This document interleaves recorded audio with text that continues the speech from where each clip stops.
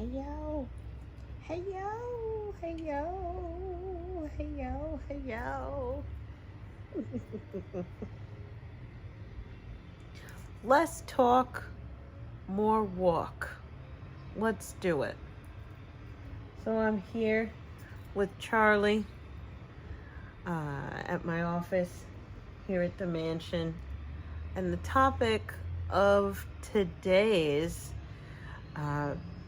business energy flow forecast is about you not getting caught in the processing and learning phase.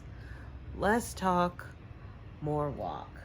I'm Sensei Victoria Whitfield with my guest expert, Charlie the cat from the dojo. This is your business energy flow forecast, where you are setting your mind right first thing in the day, each day during your work week, so that you're able to have a day of positivity and productivity as you go forward, making sure that you're performing at optimal levels.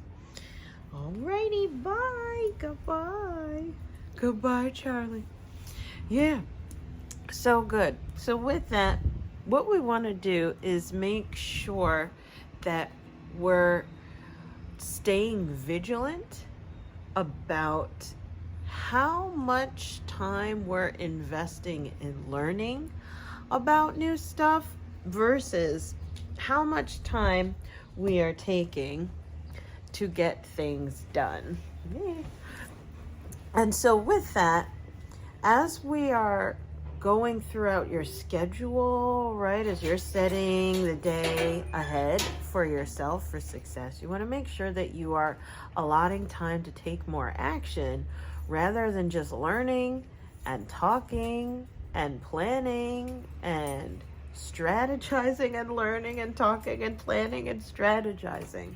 That's what we're going to be looking at today in particular. So let's get to it. As always, we're going to be going into history, science, and the guides so that we have the right perspective for having less talk and more walk.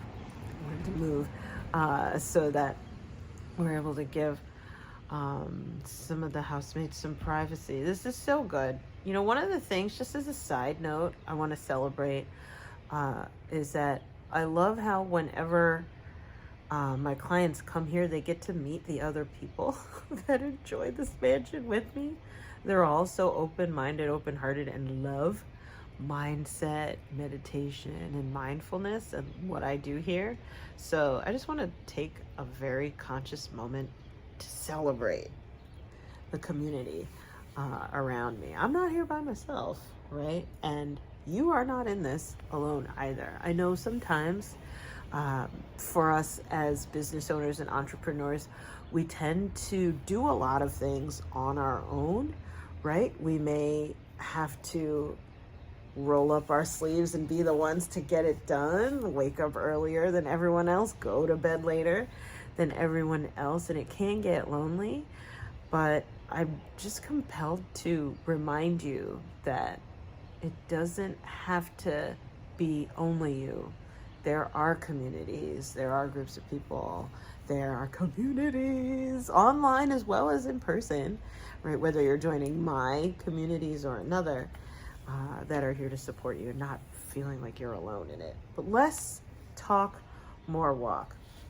This especially came forward from my spirit guides around those of us who wish we were further than we are and know exactly what's going on, but are not seeing the tangible progress. We have emotional progress, absolutely, but we're not seeing the tangible progress. And what do I mean by tangible? Can I be blunt and say the money in the bank, right? By the way, if you're watching my love letters, shout out to you, by the way, and you want to make more money, That's the real reason why we're talking here. If you're watching these flow forecasts and love letter messages and stuff, and you don't want to make more money, that's perfectly fine, right? You're working on yourself and your own internal spirit. And I'm here to serve people who are out there looking to have an impact. If you need to make a larger impact in your industry, we've got to work on you from the inside out. And that's what this is all about. And sometimes, as we are working from the inside out, we can get stuck on working on our inner workings, our inner world, our spiritual health, our emotional health, our story, our messaging, or even coming up with plans, structures, and strategies so that you have like everything figured out, right? We do the figuring out, but then this is the time, and this is why we're talking about this. This is the time for you to take all of that and apply it. It's time to take all of the spiritual, emotional, educational, mental progress that you've made and apply it.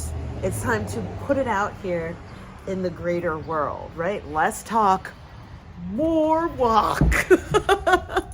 Right? More walk. We have folding chairs because there are folk artists who come and play here every so often. Did you know that? Shout out to you, RB. Ours Coffee Roastery in Westfield, New Jersey. It's an entrepreneur that owns this building. So he has folk artists. And so we bring folding chairs for everyone to sit and enjoy. But okay, so let's talk about how we can get into that less talk, more walk. See the movement, see the tangible return on your investments, right? Oh my gosh, I just like felt in the energy. Amy, hi Amy Linder Lesser. Remember sitting, talking together on the porch for your last VIP day. It's always good seeing you. And Zaina says hi. Hi Zaina, by the way, thank you for doing our amazing massages for my VIP clients who come to the mansion. I digress. Let's get into history around less talk, more walk. As always, it's Think and Grow Rich. I feel like I'm on Reading Rainbow. Ta-da! Let's read. Yeah, so good. So, from the chapter on decision, right? Being decisive. Let's talk about this. Less talk, more walk. Napoleon Hill, what do you have to say to this? It's a characteristic of people who have but a smattering or a veneer of knowledge to try to give the impression that they have much knowledge. Such people generally do too much talking and too little listening. Keep your eyes and ears wide open and your mouth closed if you wish to acquire the habit of prompt decision. Those who talk too much do little else. If you talk more than you listen, you not only deprive yourself of many opportunities to accumulate useful knowledge, but you also disclose your plans and purposes to people who will take great delight in defeating you because they envy you. Remember also that every time you open your mouth in the presence of a person who has an abundance of knowledge, you display to that person your exact stock of knowledge, or your lack of it. Sheesh, Napoleon Hill. Genuine wisdom is usually conspicuous through modesty and silence.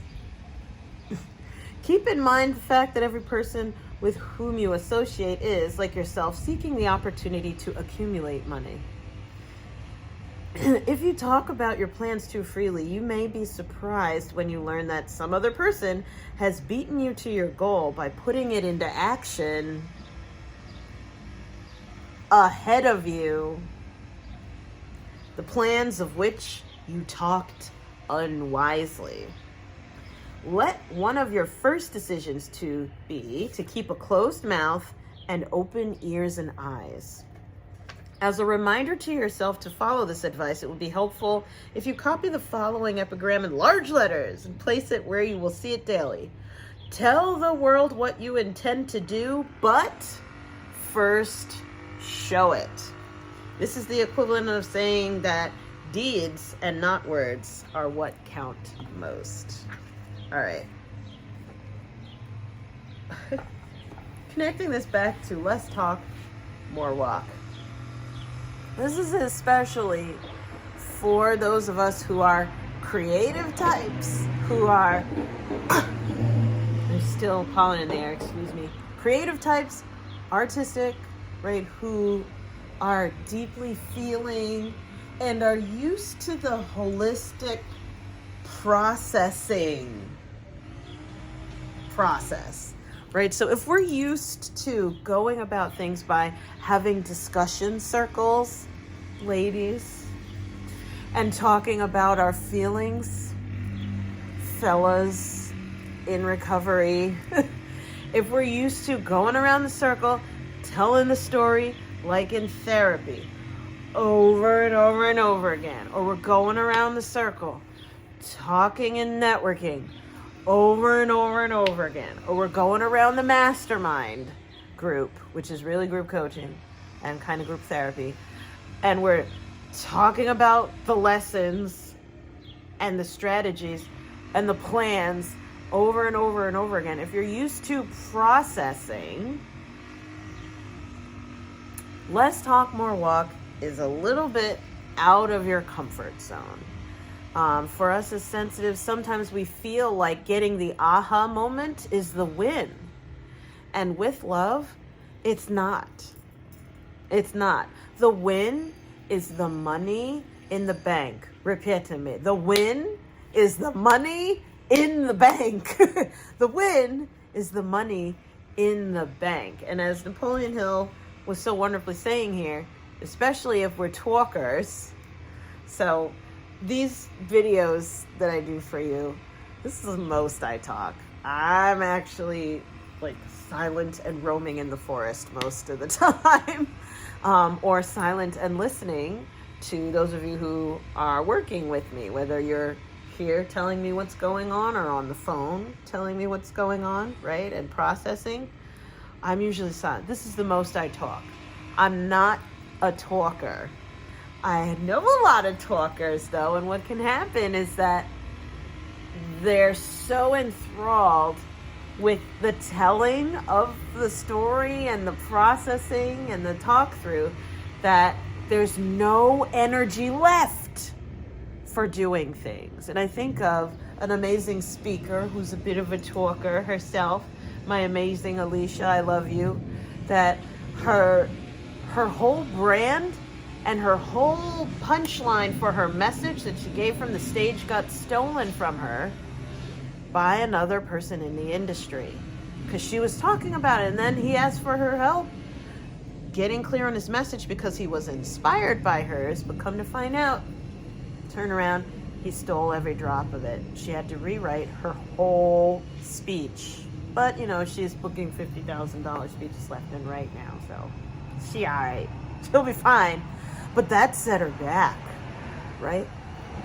So whether you're sharing too much information and giving it all away, and unfortunately getting stolen from, like my dear friend, Alicia, I love you, sister, my doppelganger, sister for life, or if you're like some of us who are talkers, where you'd rather sit down and join the class in the circle and talk it out than actually do the thing. Like, no, let's talk more about it. No, I don't want to do it. Or you do it for me, right? Hot potatoing the action taking. No, just for today, we're going to take more action and talk less. And if you know you're a talker, this one's for you. By the way, if you're a talker, go ahead and say, I'm a talker. Oh, Victoria, stop. Get away from me. So with that, let's get into the science. Let's get into the science behind it. So this is an example. My spirit guides told me to pull this article because this is an example of an application of being sensitive, right? Sensitive types, we want to discuss, we want to process. We're always learning, never stop learning. The learning never stops. Sensitive types, right? We've been speaking for a few weeks now, right? Several messages now on you are a super sensor. Your role is to be out there sensing stuff. And thinking of that this way, right? You are the one taking in the best data. Here's what's possible when sensors, super sensors like you and I, in the digital realm, however, are out there doing their job. Top 30 plus Internet of Things statistics and facts you should know for 2023. And so this is from CompTIA.org, right? Where it's compiling information about sensors. Like, let's do it. So, as artificial intelligence, AI, and machine learning technology continue to improve, and I'm going to walk as we do this. As artificial intelligence and AI and machine learning technology continues to improve, Internet of Things is advancing and expanding at a steady rate. Quality providers, sensor development, 5G, and other enabling technologies are helping to support the expansion of smart cities, big data, smart homes, increased automation, and more connectivity across the globe. Some popular use cases for Internet of Things in business include smart homes, smart cities, autonomous and connected fleets, workplace safety management, health tracking, supply chain management, remote monitoring and maintenance, logistics and fulfillment. What else we got here? Environmental monitoring and air quality control, smart grids and energy management, predictive maintenance, farm monitoring and notifications, remote location monitoring. Internet of Things seems like emerging tech, but let me see here if I can put this down. There we are. Seems like emerging tech, but really the Internet of Things is a way for businesses to tie together their technology to help eliminate risk and improve operations. Pause. If you are out there going in and taking in information, you are actually out there sensing and eliminating risk and improving operations. You got to get out there and be sensitive. Unpause. Fun facts about Internet of Things. It's the application of being a super sensor. Let's do it. So the first Internet of Things device, for example, was a soda machine at Carnegie Mellon, my nephew's alma mater, which led to the development of the first widely used Internet of Things device, ATMs. Internet of Things involves so much data that it is measured in zettabytes. And it's responsible for powering smart cities such as Shanghai, New York, Toronto, Seoul, Shenzhen, and the top 5 smart cities in the planet.